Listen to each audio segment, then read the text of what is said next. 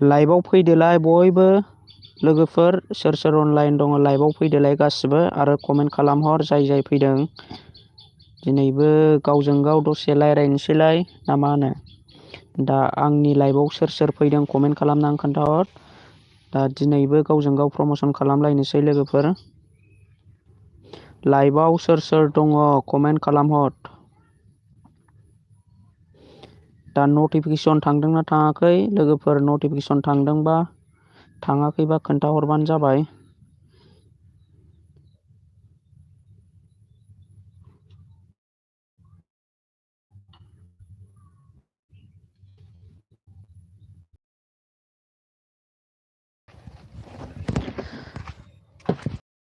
जोंना मानसिफोरा फैथ'वाखै रावबो लाइभआव दा सोर अनलाइन दङ लाइभआव फैबानो जाबाय चेनेल प्रमसन खालामलायनोसै दिनैबो गावजों गाव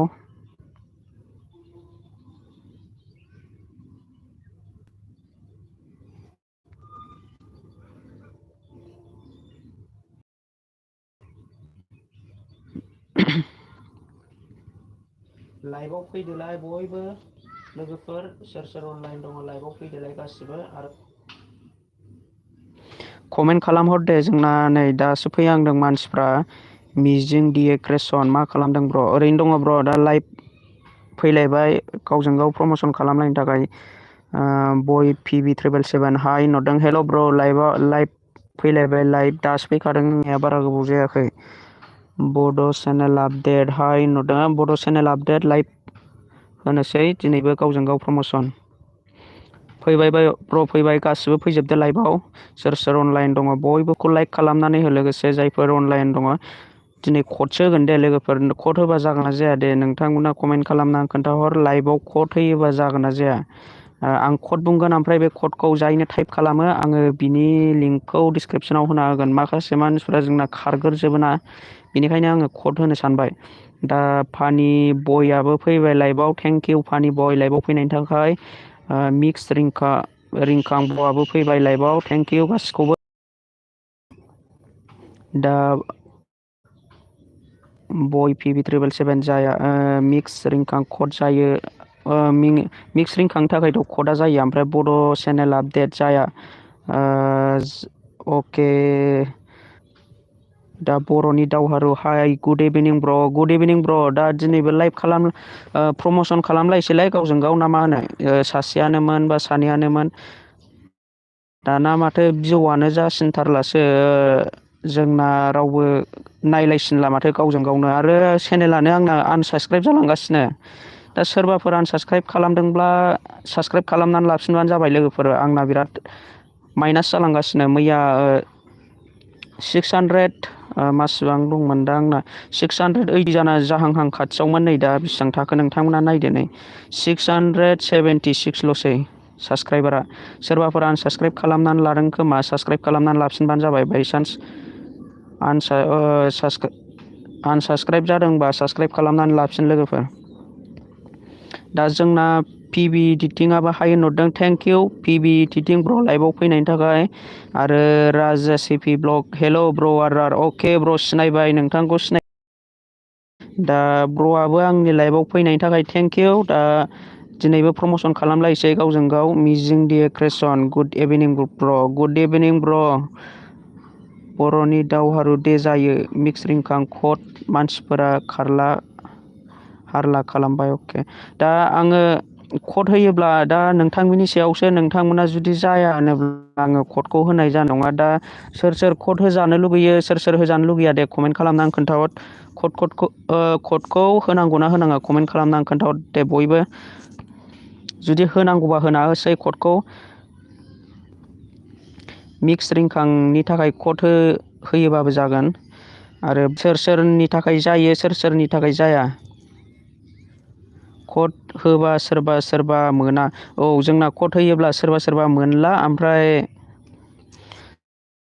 सोरबा सापर्ट खालामनो नागिरा कड होयोबा दा पिभि इडिटिं जायो दा जोंना सानै जायो सानै जाया ओमफ्राय लाइभआव सोर दङ दे कमेन्ट खालामदो जायनानो कमेन्टआ बांसिन जागोन बेखौनो माबानोसै नङाबा आङो माबाखौ चेनेल प्रमसन खालामनायखौ ना मा होनो लोगोफोर माखासे कड होयोब्ला जोंना माखासे जायफोर लाइभआव थादों कडखौ दाहोसै नामा ब्र'? औ आंबो बेखौनो सानदों जोंना माने कड होयोब्ला माखासे मानसिफ्रा मोना जायोना जायफोर स्पिड कड टाइप खालामनो हायो बेफोरसो बैसोरसो मोनबाय थायो बेबायदिनो जाहैयो। दा आङो फार्स्टनिफ्राय लिंक होनानै होनोसै लोगोफोर दा जोंना बासाव फैनाया सोर सोरमोन आङो फार्स्टनि कमेन्टखौ नायग्रोनोसै। दा लाइभनिफ्राय थांनो नाङा रावबो बयनिखौबो चेनेलखौ प्रमसन खालामगोन आरो जायफोर लाइभआव दङ लाइभखौ लाइक खालामनानै होबानो जाबाय। जोंना नै मिजिं क्रियेसन ब्र'आ लाइभआव दंना गैया कमेन्ट खालामना आं खोन्थाहर दे। मिजिं क्रियेसन ब्र'आ लाइभआव दंना गैया?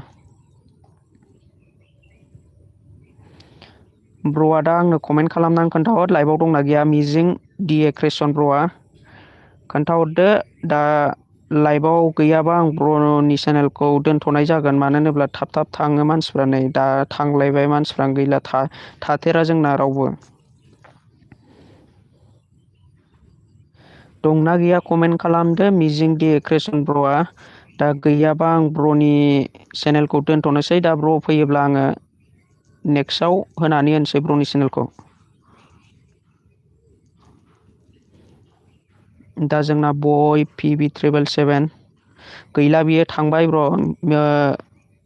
दा आङो बय PB777 नि माबाखौ चेनेलखौ डिसक्रिपसनाव होनानै होनोसै दा नों गाव गावबागाव थांनानै दा आं डिसक्रिपसनाव लिंक होबाय आंना अलरेडि फ्रेन्ड जानानै दंखायो। दा जाय फ्रेन्ड गैया फ्रेन्ड जानानै थादो बय PB777 इउटुब चेनेलजों आरो कमेन्ट खालामनानै खोन्थाहरदो आंनो।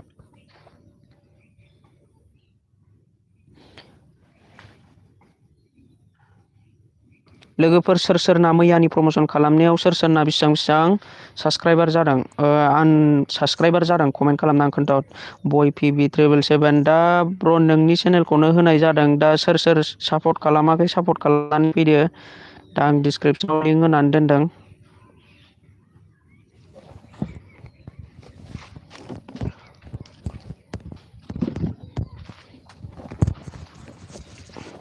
आंनाबो खमायदों साबा खमायदों आंनाबो ब्र' दा सोर सोर आनसाबसक्राइब खालामखो आंना साबसक्राइब जादों। माइनास जानानै दङ आंनाबो साब्रै बा साबा जादों आंनाबो दा मिक्स रिंखां ब्रनाबो जादों माइनास। साथाम खमायदों आदसा आंनाबो खमायदों ब्र' दा सोरबा सोरबा आनसाबसक्राइबसो बानायनानै लाखायो ना मायो आं बेखौ बुंनो रोंला आरोखि। दे सापर्ट खालामलायदो फानि बय आदा आंनिखौबो खालामना होदो। दे बयबो सापर्ट खालामलायदो दा आङो डिसक्रिपसनाव लिंक होनानै दोनदों जायफोर सापर्ट खालामाखै कमेन्ट खालामनानै खोन्थाहर आरो सापर्ट खालामाखैबा सापर्ट खालामनानै फैदो आरो सापर्ट खालामखानायबाबो खोन्थाहरदो आंनो। 108 साबसक्राइबार जानानै दङ टटेल।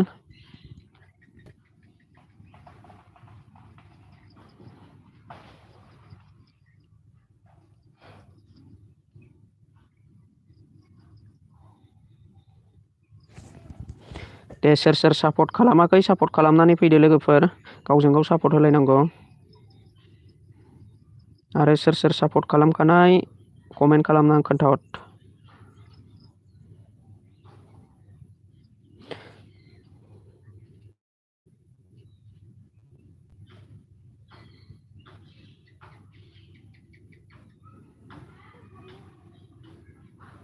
दा आङो गोदान लिंक होनानै होनोसै जोंना नैबे ब्र'आ दंना गैला लाइभआव।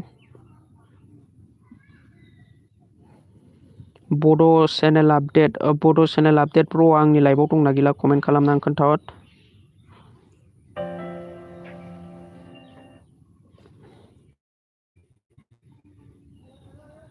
बड' चेनेल आपडेट ब्र' आंनि लाइभआव दंना गैया कमेन्ट खालामनानै खोन्थाहरदो।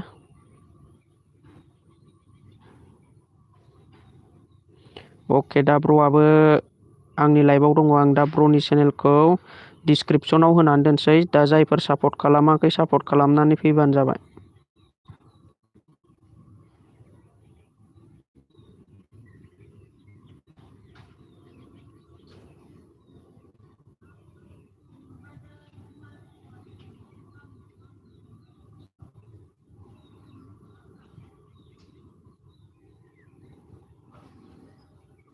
अके ब्र' आं दा नोंनि चेनेलखौ होनानै होनोसै।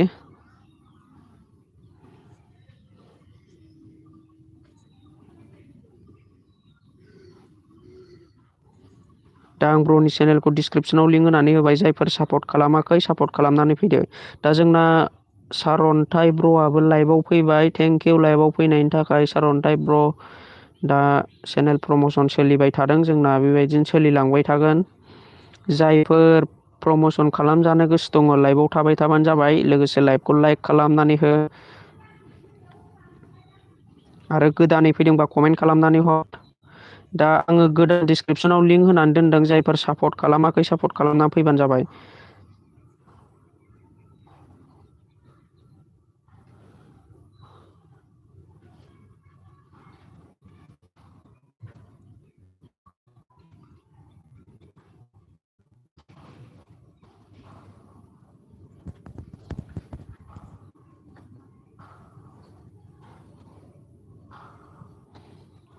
बर'नि दावहारु आंनिखौबो होदो प्लिज। दे सापर्ट खालामलाय लोगोफोर, दा सापर्ट खालामबानो बयनिखौबो होलांगोन लासैनो लाइन बाय लाइन।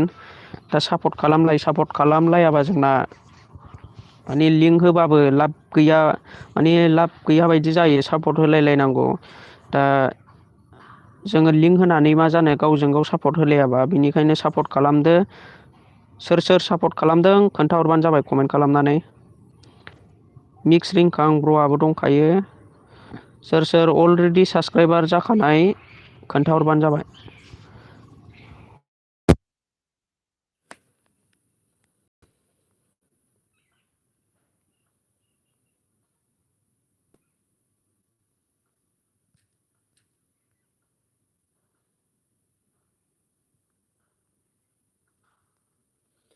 दा लाइभआवनो खम फैथारदों जोंना, जोबगोन दे। दा आङो डिसक्रिपसनाव गोदान लिंक होनानै दोनदों, जायफोर सापर्ट खालामाखै दासिमबो सापर्ट खालामनानै फैदो। चेनेलनि नामा जाहैबाय बड' चेनेल आपडेट। बड' चेनेल आपडेट प्र'नि चेनेलखौ जायफोर सापर्ट खालामाखै दासिमबो सापर्ट खालामनानै फैदो।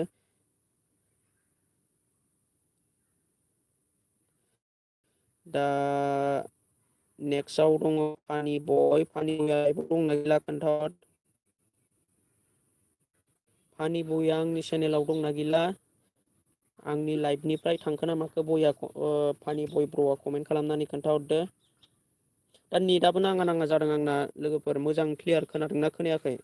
खोन्थाहरलाय क्लियार खोनादोंना खोनायाखै आंनि भइसखौ? नेटआ माने सेरबाबो जानो नागिराखै, बिराद लडिं जागासिनो। बिराद स्ल' जागासिनो आंनि नेटआ दिनै।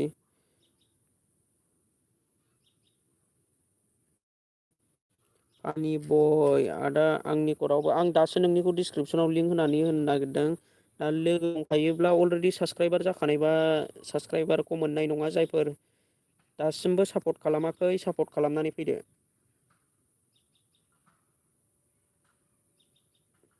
दा जोंना मा होनदों नै, बड' चेनेल आपडेटआ लाब गैया। सासेबो बारायाखै, आंबो रावखौबो सापर्ट खालामलानो। बड' चेनेल आपडेट प्र'आ माने रागा जोंहरबाय ब्र'आ। दा रावबो सापर्ट खालामाखैबा सापर्ट खालामनानै फैदो। आं डिसक्रिपसनाव अलरेडि लिंक होनानै दोनखादों। दा जोङो लोगोफोर दंखायोबा अलरेडि साबसक्राइबार खालामखानायबा जोङो सापर्टखौ मारै मोननो? दा जोंनावबो गोदान मानसि थानांगोन होनबासो सापर्टखौ मोनलायगोन। बेनिखायनो लाइभआव थानानै लोगोसे गावजों गाव सापर्ट होलायबानो जाबाय आरोखि। बर'नि दावहारु थाबथादों, आदसा थाबथानानै दङ लाइभ क्लियार खोनायाखिसै होनबा। र' आं दा नेट जायगायाव दा आङो गोदान लिंक होना दोनदों लोगोफोर, जाय सापर्ट खालामाखै सापर्ट खालामनानै फैदो आरो कमेन्ट खालामनानै खोन्थाहरदो।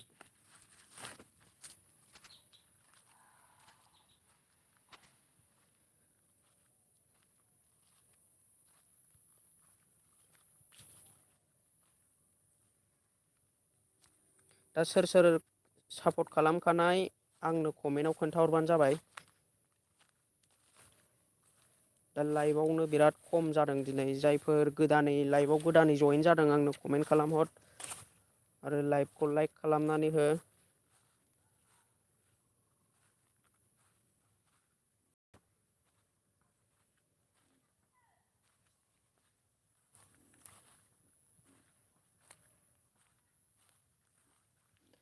दे दानिया फानि बय इउटुब चेनेलखौ सोर सोर सापर्ट खालामनानै फैदों कमेन्ट खालामनानै खोन्थाहर दे आंनो खोन्थाहर बेयाव लाइभआव सोर सोर सापर्ट खालामनानै फैखो खोन्थाहर दे गासिबो सोर सोर अनलाइन दङ।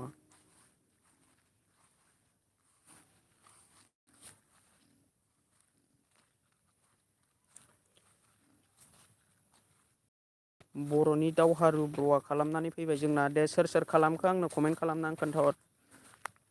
फानि बय इउटुब चेनेलखौ बर'नि दावहारु ब्र'आ सापर्ट खालामनानै फैबाय दानिया फानि बय ब्र'आबो माने बर'नि दावहारु इउटुब चेनेलखौ बेक सापर्ट खालामनानै फैबानो जाबाय गावजों गाव सापर्ट होलायनाय नालाय।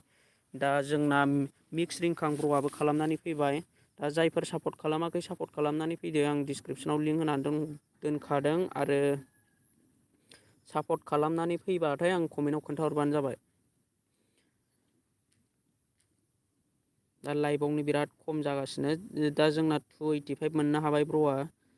दा सोर सोर लाइभआव दङ खोन्थाहरदो दे कमेन्ट खालामनानै।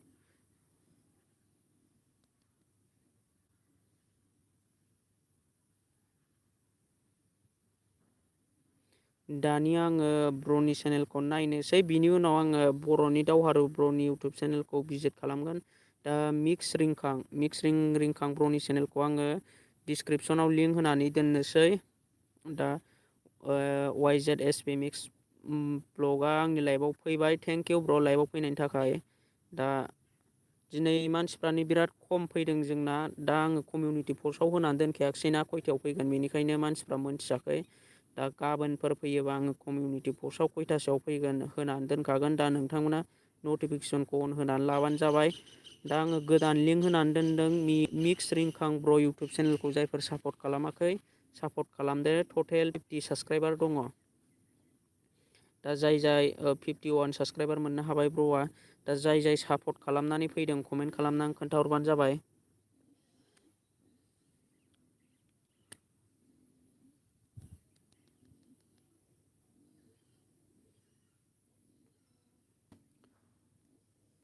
जाय सापर्ट खालामनानै फैदों कमेन्ट खालामनानै खोन्थाहर।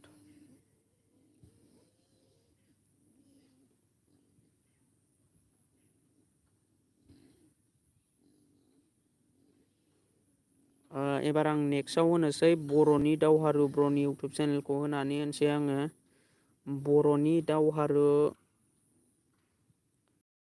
चेनेलखौ आङो दा डिसक्रिपसनाव लिंक होनानै होनोसै ब्र'नि चेनेलखौ दा जायफोर सापर्ट खालामाखै सापर्ट खालामनानै फैबानो जाबाय।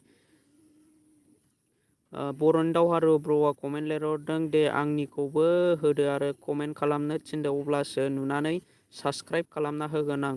आदसा आं दा बर'नि दावहारु इउटुब चेनेलखौ जाय सापर्ट खालामदों दा ब्र'नि भिडिअ'खौ नायनानै कमेन्ट खालामनानै फैबानो जाबाय गासिबो जाय सापर्ट खालामदों ओमफ्राय लाइकजों लोगोसे मोजां कमेन्ट खालामनानै फैदो होनब्लाना जोंना नैबे बर'नि दावहारु ब्र'आ माने बेक साबसक्राइब खालामफिननो मोननायनि जाहाथे सोर खालामदों बिसोरनि चेनेलखौ बेक साबसक्राइब खालामनो मोननाय बायदि दा नोंथांमोना ब्र'नि चेनेलाव भिडिअ'खौ नायनानै सापर्ट खालामनानै फैबानो जाबाय आरोखि। दा आङो गोदान लिंक होनानै दोनदों बर'नि दावहारु इउटुब चेनेल जायफोर दासिमबो सापर्ट खालामाखै सापर्ट खालामनानै फैदो। आरो चेनेलाव गोदानै फैदोंब्ला लाइभखौ लाइक खालामनानै हो आरो साबसक्राइब खालामाखैबा साबसक्राइब खालामनानै लादो आरो सोर गोदानै फैदों कमेन्ट खालामनानै खोन्थाहरदो।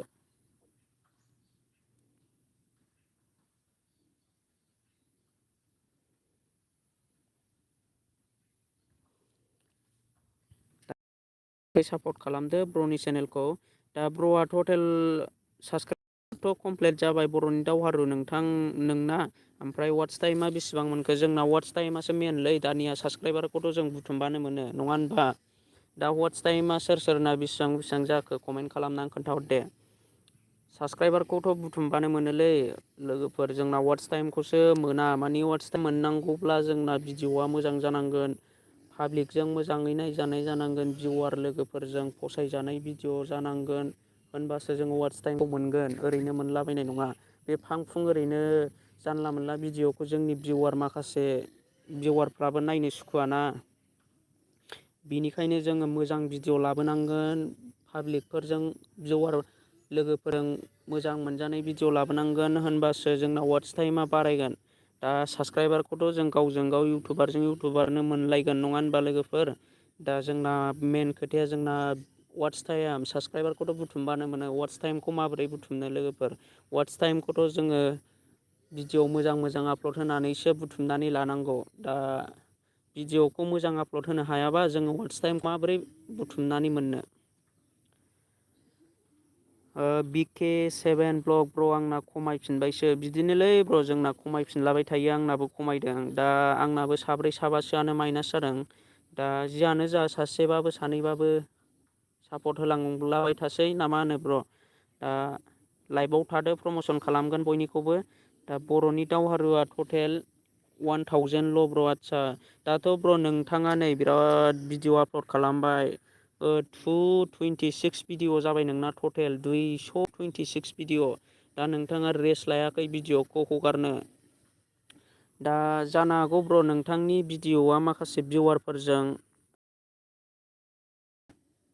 नोङो कन्टेन्टफोरखौ एसे मोजां सोलायदो आरो अबेहाय बांसिन गोसो दङ नोङो बेखौ भिवारफ्रा माखौ बांसिन नायनो मोजां मोनो बेखौ एसे माबानानै साननानै भिडिअ लाबोदो ब्लगफोरखौ मोजां मोजां भिडिअ ब्लगफोर लाबोनो नाजादो होनबानो जोंनाव वाट्स टाइमा बारायलांगोन। थेवबाबो नागारनाङा भिडिअ आपल'ड होनायखौ भिडिअ आपल'ड होलांबाय था रानिंनो। दा नांगौ गासिबो खामानिखौ फार्स्ट टाइमाव होनबासो साक्सेस मोनो नङा। दा बिदिनो खस्थ' खालामलांबाय था उनाव सानसे समाव साक्सेस जायोब्ला खस्थ'नि फिथाइखौ मोनगोन। दा बर'नि दावहारु वाट्स टाइम गैया ससेल' नायना कमेन्ट खालामो ब्र'। औ बिदिनो जाहैबाय जेनेबा जोंना बिनिखायनोथ' डाउन जालाङो ब्र' भिडिअ'नि सिटिआर होननाय माने सिटिआरआ जाहैबाय मोनसे क्लिक टु रेड CTRनि ओंथिया जाहैबाय क्लिक टु रेड। दा माखासे क्लिक टु रेटआ माहाय बाराय होनो हायो होनबा जोङो थामनेलाव नोङो थामनेलखौ जेसेबांनो हाइ बानायगोन अब्लानो पाब्लिकफ्रा क्लिक खालामगोन। थामनेलखौ एसे मोजां नुनाय बानायनो रोंनांगौ जेनेबा ओरै सायावनो एकदम नायनो मोजां मोननाय नोंनि भिडिअ'खौ थामनेलाव नायनाय लोगो लोगोनो मानसिफ्रा क्लिक खालामनाय बेबायदि थामनेलखौ बानायनानै लानो रोंनांगोन आरोखि। मानि माखासेखौबो बिराद थगायोना माखासे इउटुबारफ्रा जेनेबा थामनेलाव बिराद मोजां मोजां देखायसै भिडिअ'नि सिङाव नायोब्ला जेबोआनो गैया। बेबायदि मोनसे थामनेल क्रियेट खालामनो रोंनांगोन पाब्लिकफोरखौ नायहोनोब्ला। दा BK7 ब्लग लिंकआव होना दोन ब्र' आंनिखौबो होनानै दोनगोन ब्र' लाइभआव थाबायनो जाबाय आरो जायफोर गोदान फैदों कमेन्ट खालामदो लाइभखौ लाइक खालामनानै होदो। दा जोंना MLN बर'आ लाइभआव फैदों दा थेंकिउ ब्र' लाइभआव फैफिननायनि थाखाय। दा आंनिखौबो चेक खालामदो लाइक खालामजोबगोन गासिनिखौबो। बर'नि दावहारु रोङालै आं ब्र' बारा लासैसो रोंलांगोन दा आंबोथ' बारा रोङा दा बिदिनो सोलोंलांनांगोन जोङो जेनेबा भिवारफ्रा माबायदि भिडिअ'खौ नायनो मोजां मोनो। दा आंनावबोथ' भिउआनो फैया ब्र' दा जों बयनावबो भिउआनो फैया। दा गाव गावबागावनि सायावसो भिडिअ' खालामनायानोथ' बेखौथ' रावबो बुंनो हाया। बर'नि दावहारु खिन्थु आंनि भिडिअ'खौ आं माब्लाबाबो थगाया ब्र' खिन्थु आंनि भिडिअ'खौ आं मालाबाबो थगाया। औ मोजां पाब्लिकफ्रा मिथिखायो मा भिडिअ' नंगौ अबे बायदिया भिडिअ'आ मोजां गाज्रि जेनेबा नायबानो मिन्थियोना। गानजा फाग्ला बड' ब्लग आदा प्लिज अननानै आंनि चेनेलखौबो सापर्ट खालाम फ्रम बेंगालरनिफ्राय बाइक राइडार। अके थेंकिउ गानजा फाग्ला बड' ब्लग लाइभआव फैनायनि थाखाय। दा चेनेलखौ आं चेनेल प्रमसन खालामनो थाखायसो लाइभ फैखायो ब्र'मोन नोंसिनि थाखायसो। दा नोंथांमोना सापर्ट होदो आंबो नोंथांमोनखौ बिदिनो सापर्ट होलांबाय थागोन। गावजों गाव माने आंनि बे चेनेलखौ लिंकखौ सेयार खालामनानै होबानो जाबाय जाहाथे जों इउटुब क्रियेटर फिसाफ्रा फैनानै ज' जानानै गावजों गाव सापर्ट खालामलायनानै लानो हायो आरोखि। जेनेबा सासेयानो जा सानैयानो जा नोंथांमोनाबो सोरबाफोर खाथि खालानि इउटुब चेनेल दङब्ला माने आंनि चेनेलखौ साबसक्राइब खालामनो थिनबानो जाबाय आरो लाइभ फैयोब्ला आंनि लाइभआव ज' फैफानो थिनबानो जाबाय। होनबानो जोङो साबसक्राइबारखौ मोनलांगोन आरोखि सासे सानै जेनेबा सानसेयाव बेबायदिनो साबसक्राइबारा बारायलांबाय थागोन। दा सानसे बयबो गावजों गाव ना मा होनो लोगोफोर। दा जोंना BCC ब्लग फ्रेन्डआबो फैबाय लाइभआव। थेंक इउ BCC ब्लग लाइभआव फैनायनि थाखाय। गान्जा फाग्ला बड' ब्लग आदा दा डिउटियाव दङ। अके गान्जा फाग्ला बड' ब्लग डिउटियावसोब्ला जुदि टाइम मोनोब्ला थाबाय थाबानो जाबाय लाइभआव। दा बिदिनो प्रम'सै आं दा डिसक्रिपसनाव गोदान लिंक होदों। दा जोंना नैबे आंनि लाइभआव दंना गैया कमेन्ट खालामनानै खोन्थाहरदो। जोंना SB मिक्स ब्लग ब्र'आ। दा आङो ब्र'नि चेनेलखौ प्रम'सन खालामनो सानबायमोन। SB मिक्स ब्लग आर बर'सा आनसाबस्क्राइबसो खालामफिनजोबो माथो ब्र'। बिदिनो ब्र' आंनाबो आनसाबस्क्राइब जाफिनदों। दा साब्रै साबासोआनो आंनि चेनेलखौ आनसाबस्क्राइब खालामदों। जियानो जाबाबो सापर्ट खालामसै। सासेमोन सानैमोन। अके जोंना दा SB मिक्स ब्लग ब्र'आ दङ लाइभआव। दा एड होनोसै जायफोर सापर्ट खालामाखै सापर्ट खालामनानै फैबानो जाबाय। दा आङो ब्र'नि चेनेलखौ डिसक्रिपसनाव लिंक होबाय। चेनेलनि मुङानो जाहैबाय YZSB मिक्स ब्लग। दा जायफोर सापर्ट खालामाखै सापर्ट खालामदो। टटेल 409 साबस्क्राइबार दङ 48 टा भिडिअ'। लाइभखौ लाइक खालामनानै होजा अननानै जायफोर लाइक खालामनो बावदों। आरो चेनेल गोदानबा चेनेलखौ आंनि चेनेलाव गोदानै फैदोंबा साबस्क्राइब खालामनानै लादो। दा दे जाय जाय सापर्ट खालामदों कमेन्ट खालामनानै खोन्थाहरबानो जाबाय।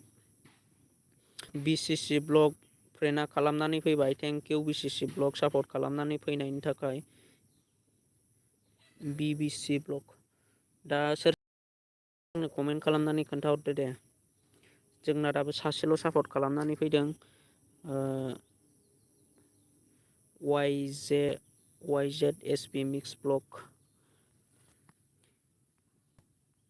दा सोर सोर सापर्ट खालामनानै फैखो कमेन्ट खालामनानै खोन्थाहर। MLN बर' फिल्म एनिमेसननि बागै खुलिदोंमोन आं। बेयाव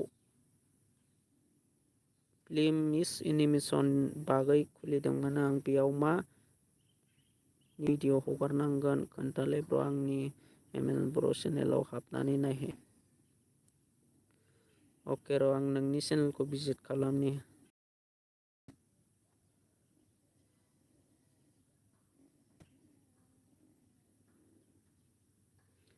बादायलायनाय मोसानाय दिन्थिफुंनाय।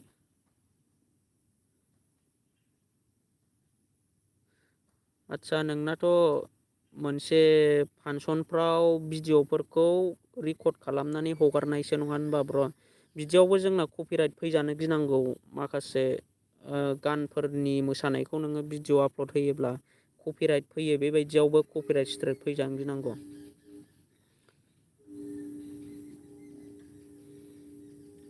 दा जियानो जा खालामलांबाय था ब्र'। लासैनो मोनलांगोन साबस्क्राइबार वाट्च टाइमखौ। दा जोंना मा नुदों YZSB मिक्स ब्लग साबस्क्राइब खालामखानाय गोजा ब्र'। औ दाबो जोंना नैबे BBC ब्लग फ्रेन्डआल' खालामनानै होदों नोंनि चेनेलखौ। दा माखासेफ्रा अलरेडि साबस्क्राइब गोनांखाजोब खोमा। दा नेरसोन अफिसियेल ब्लग हेल' ब्र' दासो सम मोनदों आं। अके थेंक इउ लाइभआव फैनायनि थाखाय ब्र'। बारा गोबाव जायाखै आधा घन्टासोल' जादों दाबो। दा जायफोर सापर्ट खालामाखै सापर्ट खालामनानै फैदो दे। आं दा डिसक्रिपसनाव गोदान लिंक होनानै दोनदोंमोन। YZSB मिक्स ब्लग इउटुब चेनेलखौ जायफोर सापर्ट खालामाखै सापर्ट खालामनानै फैदो। आरो जाय जाय सापर्ट खालामदों आंनो कमेन्टआव खोन्थाहरदो। दा सोर सोर आंनि लाइभआव अनलाइन दङ खनसे बयबो मेसेज खालामनानै खोन्थाहरदो दे। हेल' टाइप खालामनानै।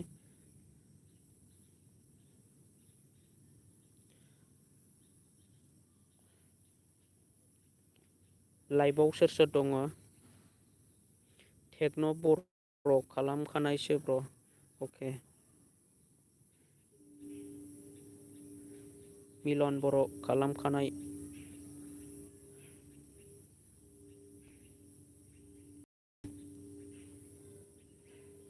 सोर सोर खालामाखै सापर्ट खालामनानै फैदो। दा अनलाइन सोर सोर दङ खनसे हेल' मेसेज खालामहर।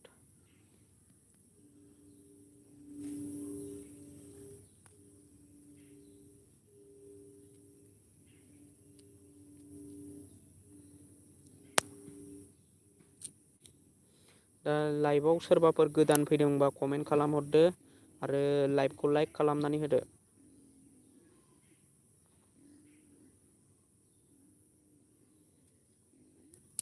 जोंना लाइभ स्ट्रिमाव दंफैयो रैसुमै मुसाहारि आरो लोगोसे आर.एस. टन गेमिं आरो BBC ब्लग आरो टेक्न' बर' आरो बाद बाखियालाय सोर सोर दङ दे कमेन्ट खालामदो।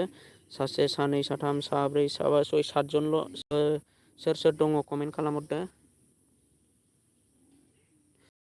थांजोब्बाय खोमा लाइभनिफ्राय दा सोर सोर दङ कमेन्ट खालामनानै खोन्थाहर। नै मानसिफ्रानो फैयो थाङो दा जोंना SB मिक्स ब्लग ब्र'आबो दङ आरो आर.एस. टन। दा आङो गोदान लिंक होनानै होनोसै फ्रेन्डनि चेनेलखौ BBC ब्लग फ्रेन्डनि चेनेलखौ नायबाय थायो दा। सरि फ्रेन्डआ भिडिअ'खौ हगारथ'वाखै दाख्लै हगारनायनिफ्राय। जायफोर सापर्ट खालामाखै सापर्ट खालामनानै फैदो फ्रेन्डनि चेनेलखौ आं दा डिसक्रिपसनाव लिंक होनानै दोनबाय BBC ब्लग।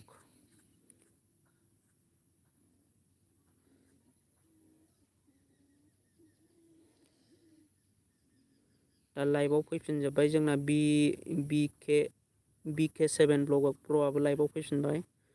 दा दे लिंक होदों लोगोफोर चेक खालामनानै नायदो गाव गावबागाव 438 साबसक्राइबार जानानै दङ फ्रेन्डनि चेनेला। जायफोर सापर्ट खालामाखै सापर्ट खालामदो। दा टटेल 445 साबसक्राइब खालामनानै हो फ्रेन्डनि चेनेलखौ। अके 440 साबसक्राइबार 445 साबसक्राइब खालामनानै हो फ्रेन्डनि चेनेलखौ दे। सोर सोर अनलाइन सोर सोर सापर्ट खालामनानै फैखो कमेन्ट खालामनानै खोन्थाहर लोगोसे। टेक्न' बर' खालामबाय SB मिक्स ब्लगआबो खालामना होबाय जोंना। दे सापर्ट खालामनानै फैदो आं दा डिसक्रिपसनाव गोदान लिंक होनानै दोनदों। आर.एस. टन गेमिं ब्र'आबो खालामबाय।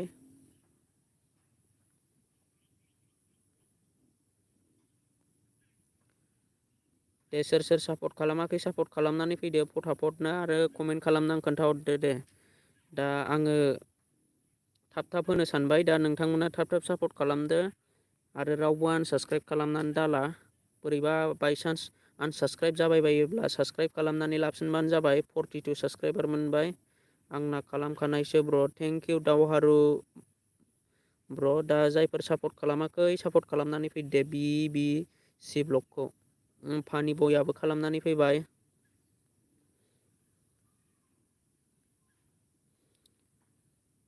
दा बाद बाखिया खालामखाजोबनाय गोजा खोमा जोंनिया बेनिखायनो बारायाखिसै। दा जियानो जा गोदान लिंक होनोसै आङो दा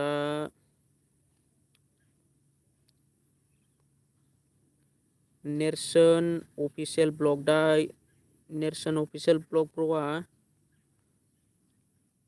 दंना गैया? नेरसोन अफिसियेल आंनिखौबो होदोलै ब्र' गोबाव जाबाय आं फैनो हायाखैमोन। अके होजोबगोन र' टेक्न' बर' ब्र'। दा नेरसोन अफिसियेल ब्लग आं दा नेरसोन अफिसियेल ब्लग ब्र'नि इउटुब चेनेलखौ डिसक्रिपसनाव लिंक होनोसै दे नोंथांमोना चेक खालामनानै नायबानो जाबाय। सोर सोर सापर्ट खालामखानाय सोर सोर सापर्ट खालामाखै जाय सापर्ट खालामाखै सापर्ट खालामनानै फैदो। दा आं गोदान लिंक होनानै होबाय नेरसोन अफिसियेल ब्लग।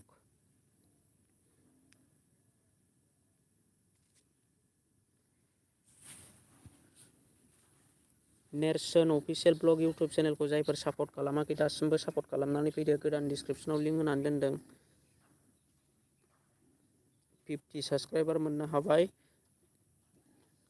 कमेन्ट खालामनानै खोन्थाहर जाय सापर्ट खालामदों कमेन्ट खालाम।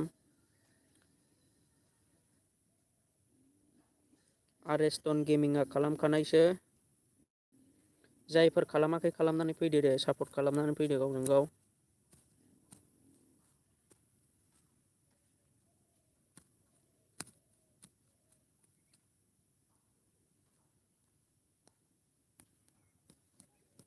जायफोर सापर्ट खालामाखै सापर्ट खालामनानै फैदो।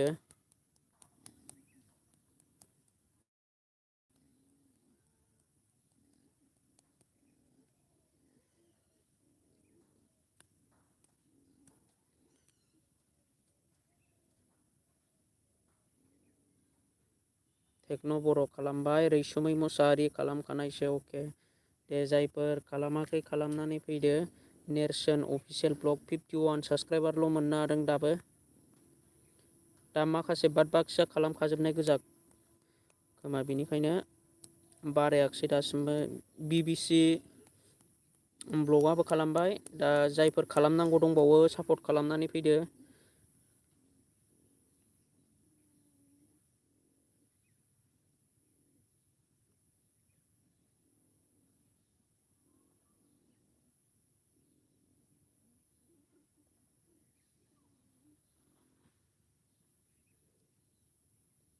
दा जोंना नैबे ब्र'आ लाइभआव दंना गैया कमेन्ट खालामनानै खोन्थाहर। मा होनो गान्जा फाग्ला बड' ब्लग ब्र'आ आंनि लाइभआव दंना गैला कमेन्ट खालामनानै खोन्थाहर। जुदि गैलाबा आं ब्र'नि चेनेलखौ दोनथ'नाय जागोन। दा जानो हागौ ब्र' आंनि लाइभनिफ्राय थांबाय खोमा। दा दङब्ला कमेन्ट खालामनानै खोन्थाहर।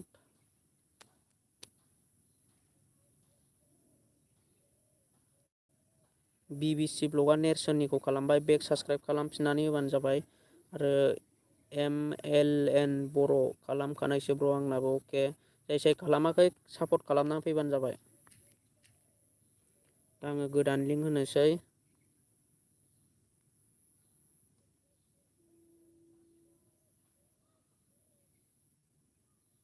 टेक्न' बर' ब्र'नि चेनेलखौ आं दा भिजिट खालामबाय।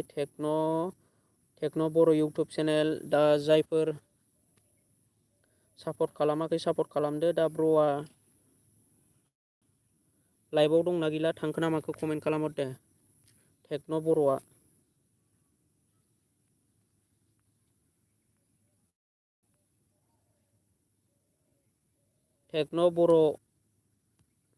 टेक्न' बर' ब्र'आ लाइभआव दंना गैला कमेन्ट खालामनानै खोन्थाहर खनसे। अके आं दा नोंनि लिंकखौ डिसक्रिपसनाव होनानै दोनबाय। दा जायफोर सापर्ट खालामाखै सापर्ट खालामनानै फैदो टेक्न' बर'।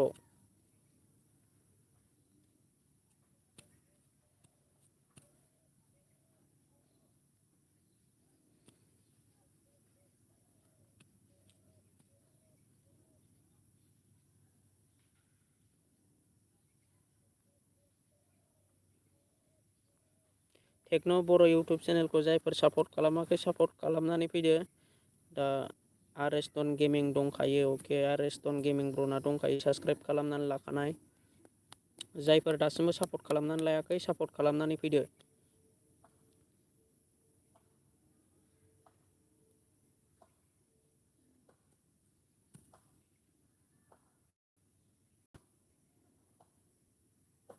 दाखालिनो खालामबाय आं अके दाखालिनो खालामबाय।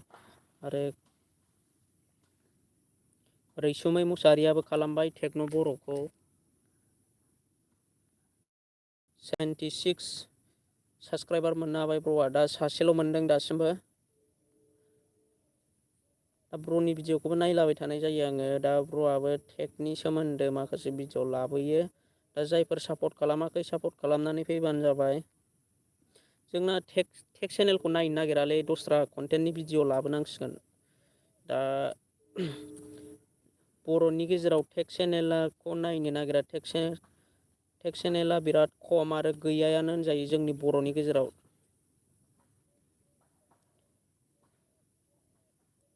रैसुमै मुसाहारि खालामबाय आं थिनदो अके। रैसुमै मुसाहारि फ्रेन्डआबो जोंना टेक्न' बर'निखौ खालामनानै फैबाय सापर्ट खालामबाय। आरो SB मिक्स ब्लगआबो खालामनानै लाखानायसो। दा आं गोदान लिंक होनानै होनोसै।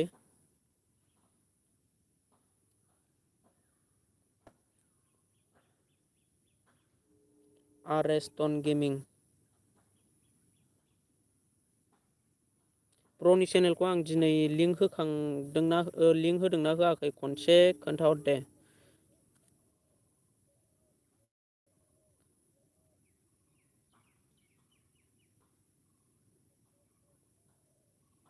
दा जोंना आर बर'सायाबो थांखो ना माखो लाइभनिफ्राय आरो गान्जा फाग्लायाबो थांखो ना माखो।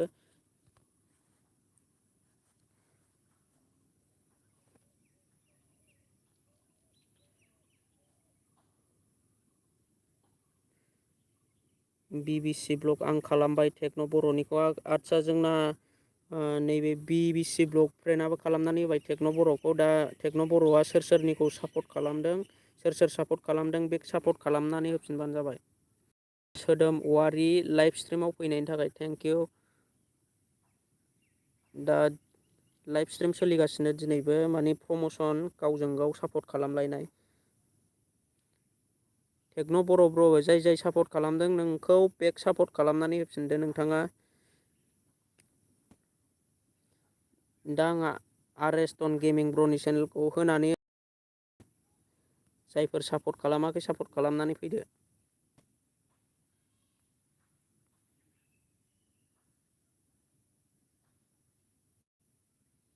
सोदोम औवारि, लोगोसे आरेस्टन गेमिं, टेक्न' बर', BBC ब्लग, MLN बर', SB मिक्स ब्लग, रैसुमै मुसाहारि, बेखिनियानोसै नामा लाइभआव दा जोंना थांलागासिनो मानसिफ्रा। दा लाइभखौ लाइक खालामनानै हो सोरबाफोर लाइक खालामबावदोंबा।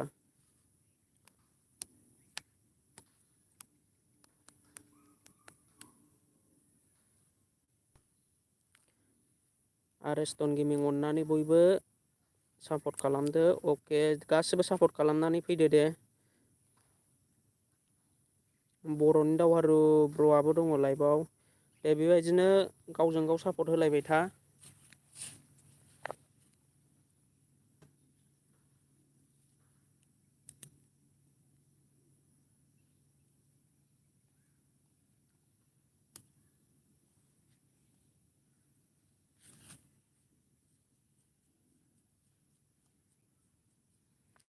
दा आङो गोदान डिसक्रिपसनाव लिंक होनानै होदों आरेस्टन गेमिं। र' आं दा चेक खालामनानै नायसै।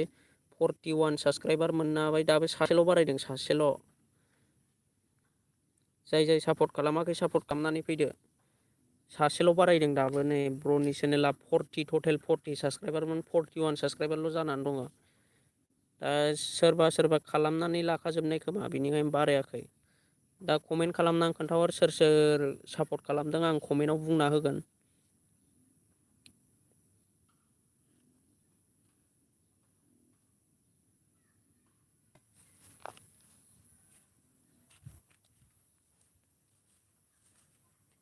जाय जाय सापर्ट खालामदों कमेन्ट खालामनानै खोन्थाहर।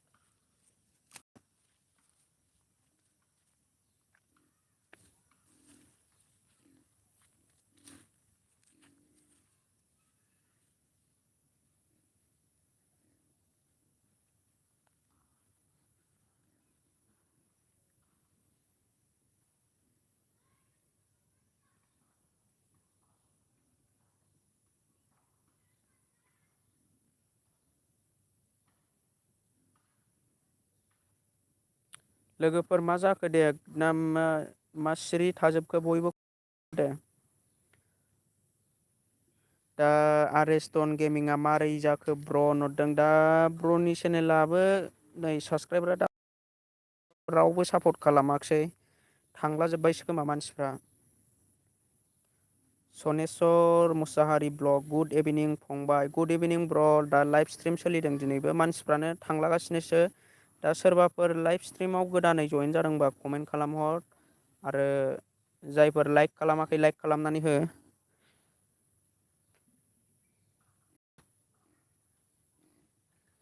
आंनाबो खमायफिनदों सासे होफिन आंनाव कमेन्ट खालामलांनो थिन, अब्लासो नुनानै साबसक्राइब खालामना फैनो हागोन ब्र'। अके, बर'नि दावहारु ब्र', दा थिनजोबगोन गासिखौबो। दा जोंना लाइभ स्ट्रिमनिफ्राय फैयो थाङो मानसिफ्रानो, सोरबा सोरबा सापर्टखौनो खालामलायनो नागिरा। दा बिदिब्ला बायोना, लिंक होबाबो लाब गैया बायदि जायो बिदिबा। दा नै आं गोदान लिंक होनानै दोनदों बर'नि दावहारु, जायफोर फैदो।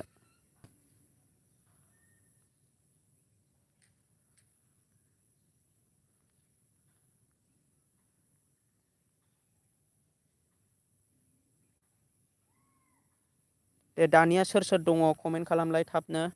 सोर सोर दङ कमेन्ट खालाम दे। हाइ कमेन्ट खालाम। हेल' बा हाइ टाइप खालाम कमेन्ट। दा माखासे मानसिफ्रा थांजोब्बाय, सोर सोर दङ लाइभआव।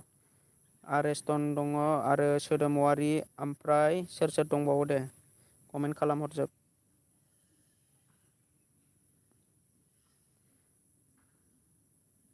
अके बेखिनियाल'सै दा आं बेखिनिखौ सापर्ट खालामनोसै र' आं दा सोदोमारि फ्रेन्डखौ जायफोर सापर्ट खालामाखै सापर्ट खालामनो फैदो सोदोमारि दे आं दा डिसक्रिपसनाव लिंक होनानै होनोसै बिनि उनाव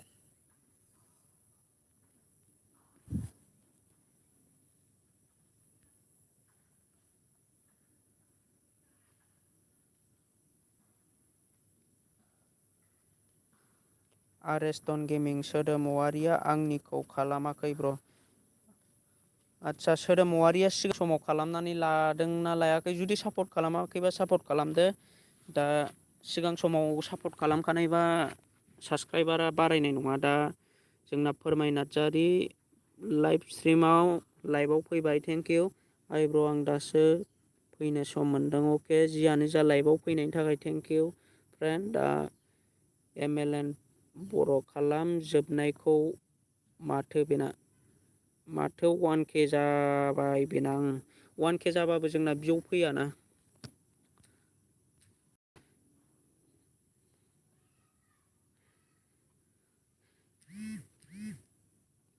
दे दा जायफोर सापर्ट खालामाखै सापर्ट खालामदो डिसक्रिपसनाव लिंक होनानै दोनदों दा आङो रैसुमै मुसाहारि फ्रेन्डनि चेनेलखौ लिंक होनानै होफिनसै गोदान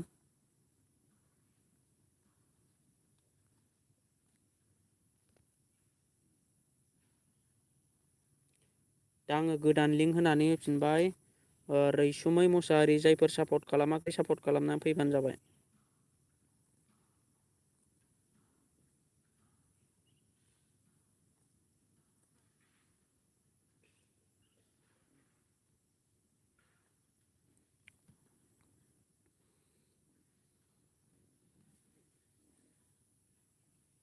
बर'नि दावहारु आंनिखौबो बुंना होफिनदो ब्र' अके दा जोंना नै माखासे गोदानफोर दंना बिसिनिखौ होग्रोदों आङो दा आङो डिसक्रिपसनाव गोदान लिंक होदों दे जायफोर सापर्ट खालामाखै सापर्ट खालामदो दा आरेस्टन गेमिंना दंखायो दा आं दंखायोब्ला गोदान लिंक होनानै होनसै दा गासिबो दंखायो जाजोबनांगौ आंनि बे चेनेलाव जायफोर फैदों दा गोदान लिंक होनानै होनसै आङो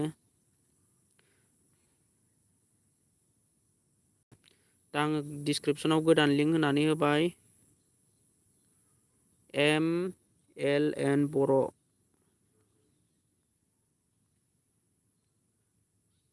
रैसुमैना खालामखानायसो आंनाबो दा आं ब्र'नि चेनेलखौ लिंक होनानै होबाय MLN बर'निखौ दा जायफोर सापर्ट खालामाखै सापर्ट खालामनानै फैदो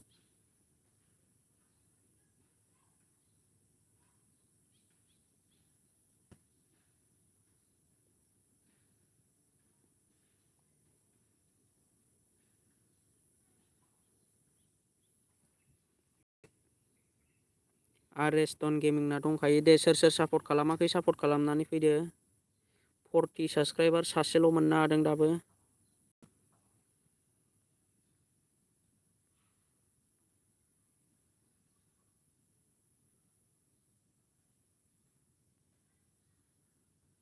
जाय दासिमबो सापर्ट खालामाखै सापर्ट खालामदो दे आंना खालामखानायसो अके दावहारु बर'नि दावहारुना खालामखानाय साबसक्राइब आरो सोदोमारिनाबो दंखायो दा दंखायोबा जोंना साबसक्राइबारा मोननाय नङा दा आं गोदान लिंक होनानै होफिनसै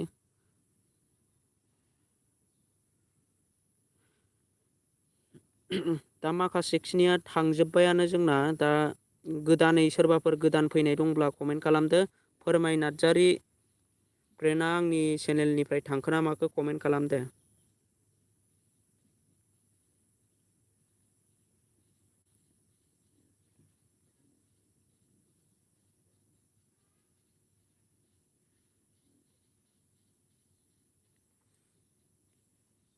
आंनिखौबो बुंना दा जोंना गोदान फैनाय दङब्ला सिगां गोदान फैनायफोर गैयाब्ला आं नोंनिखौ होना होफिनगोन र' दा सानैसो जोंना गोदान फैनाय दङ बिसिनिखौ होग्रोनि आङो दा आङो कमेन्ट खालामनो थिनदों माबाखौ फोरमाय नार्जारि फ्रेन्डआ अके दङ दा आङो फ्रेन्डनि चेनेलखौ डिसक्रिपसनाव लिंक होनानै होनसै जायफोर दासिमबो सापर्ट खालामाखै सापर्ट खालामनानै फैबानो जाबाय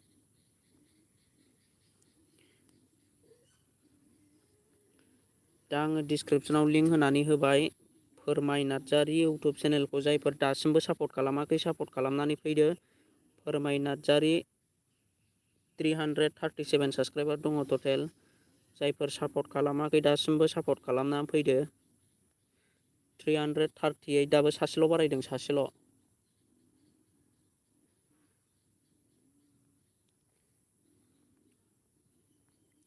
दे कमेन्ट खालामनानै खोन्थाहर।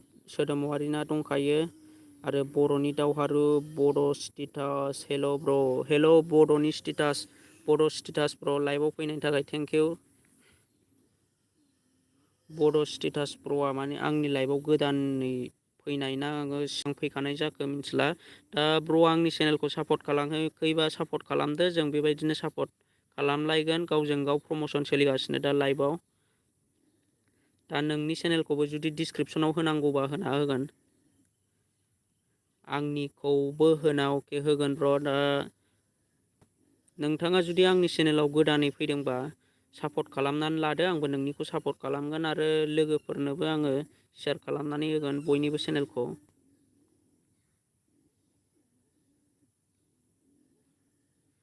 आंनिखौबो खालामना होनाय ब्र'। अके ब्र', खालामना होगोन।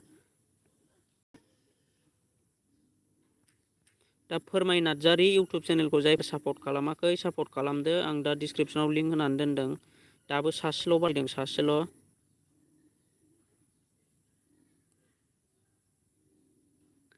दा आङो बर'नि दावहारु ब्र'नि चेनेलखौ होनानै होनोसै। बर'नि दावहारु ब्र'आ आंनि लाइभआव दंना गैया कमेन्ट खालामनानै खोन्थाहरदो। थांखो ना माखो। दा गोदान लिंक होनानै होफिनदों आङो बर'नि दावहारु। आंबो खालामबाय ब्र'। अके थेंक इउ सापर्ट खालामनायनि थाखाय। 39 फोरमाय नार्जारिया सानैल' साबस्क्राइब मोननो हाबाय दिनैनि दिनाव। जियानो जा नेक्स्ट लाइभआव फैफिनबानो जाबाय। आङो नेक्स्ट लाइभआव कमिउनिटि पस्ट हगारनानै दोनखागोन। बिदिनो फैनोसैबा दिनै मानसिफ्रानो बिराद खम जादों जोंना, बिनिखायनो सापर्टखौ मोनाखै। दा आङो गोदान लिंक होनानै दोनदों। आङो बर'नि दावहारु इउटुब चेनेल। जायफोर सापर्ट खालामाखै सापर्ट खालामदो।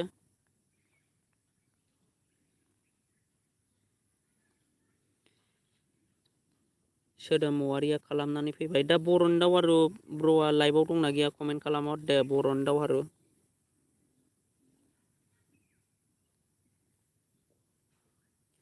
लाइभखौ लाइक खालामनानै हो। लोगोफोर सोरबाफोर लाइक खालामाखैबा लाइक खालामदो।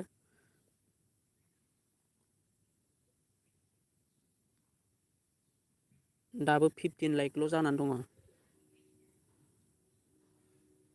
बर'नि दावहारुखौ खालामबाय आं। अके जोंना बर'नि दावहारुखौ खालामबाय MLN बर'आ। दा बर'नि दावहारुआ आंनि लाइभआव थांखो ना माखो खालामना खोन्थाहर।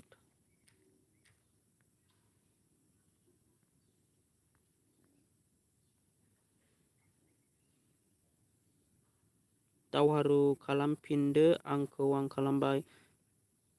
अके दङ। दा जोंना सोदोमारि फ्रेन्डआ खालामबाय बर'नि दावहारु। नै नोंथाङा सोर सोर खालामदों नैबे कमेन्टआव नायनानै लादो। र' आं नोंथांखौ बुंना होनि। जोंहा टेक्न' बर' खालामबाय बर'नि दावहारुखौ साबस्क्राइब, आरो फोरमाय नार्जारियाबो खालामबाय बर'नि दावहारुखौ।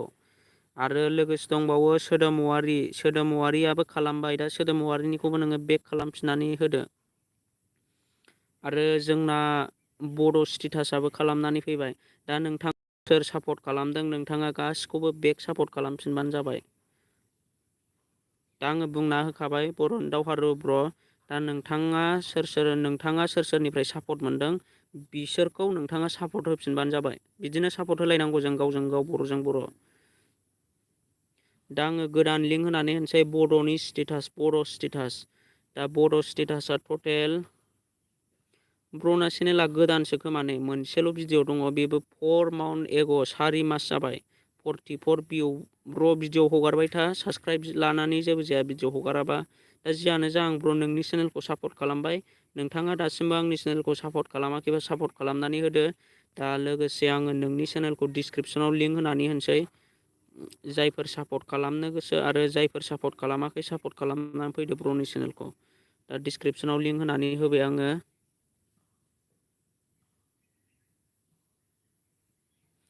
दा आङो गोदान डिसक्रिपसनाव लिंक होनानै होदों बड' स्टेटास 21 साबसक्राइबार मोननो हाबाय 18निफ्राय। दा जायफोर सापर्ट खालामाखै सापर्ट खालामनानै फैदो दे ब्र'नि चेनेलखौ डिसक्रिपसनाव लिंक होनानै दोनखादों।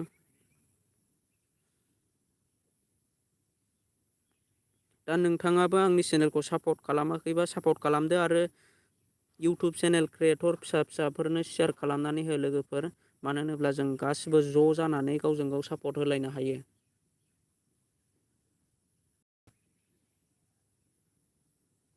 दा चार्जआबो बारा गैला आंना नै 14%ल'सै। दा आङो नेक्स्ट लाइभ फैफिन नाजानोसै गाबोन। दा जायफोर आंनि चेनेलखौ सापर्ट खालामाखै सापर्ट खालामदो, नटिफिकेसनखौ अन होनानै लादो। आंनि लाइभआव बयबो जाहाथे ज' जानानै जों गावजों गाव प्रम'सन खालामलायबाय थानो हायो। दा टटेल 21 साबसक्राइबार। दा जायफोर सापर्ट खालामनांगौ दंबावो सापर्ट खालामनानै फैदो।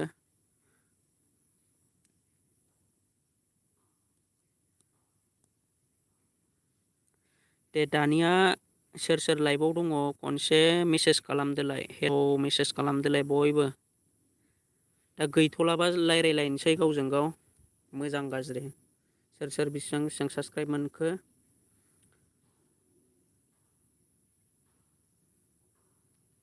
दे बयबो मेसेज टाइप खालाम, हाय टाइप खालामहर बयबो।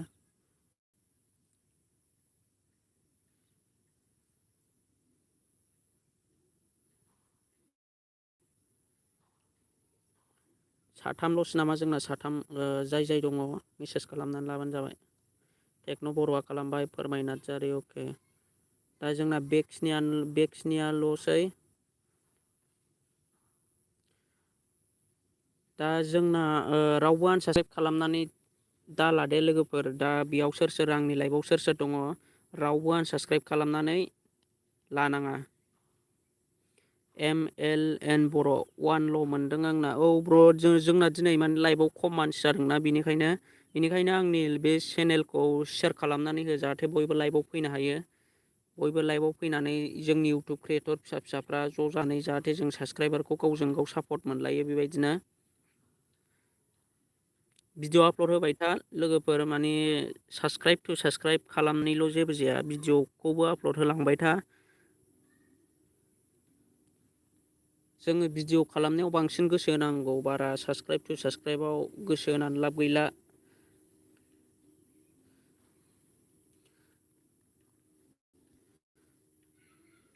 दा नेक्स्ट लाइभ फैफिननोसै ब्र'मोन। दा आंनाबो MBआबो खम जाबाय आरो लोगोसे मबाइल बेटारियाबो जोबहां जाबाय, नै 13%ल'सै। दा नेक्स्ट लाइभ फैनो थाखाय बयबो रेडि नटिफिकेसनखौ अन होनानै आङो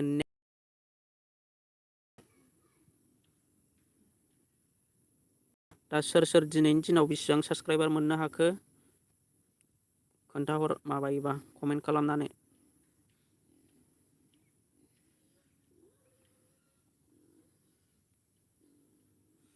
दा नेक्स्ट लाइभ फैनोसै आङो। सोदोम औवारि, आं लाइभ फैसिगोन दसे थानानै। आंनि लाइभआव बयबो फैलायदो। अके सोदोम औवारि, नोंनि लाइभआवबो थांगोन। दा आङो मबाइल चार्ज होखाङोब्ला नों लाइभआव खयथायाव फैगोन खोन्थाहर। बड' स्टेटासआ जोंना 3 मोननो हाबाय दिनैनि गेजेराव।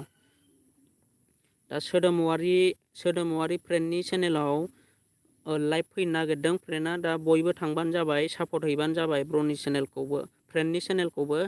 दा सोदोम औवारि फ्रेन्डनि चेनेलखौ सापर्ट है बयबो। फोरमाय नार्जारि 1ल' मोनदों ब्र'। अके जियानो जा गाबोनबाबो सासे सानैबाबो जोङो बेबायदिनो प्रम'सन लालायसै।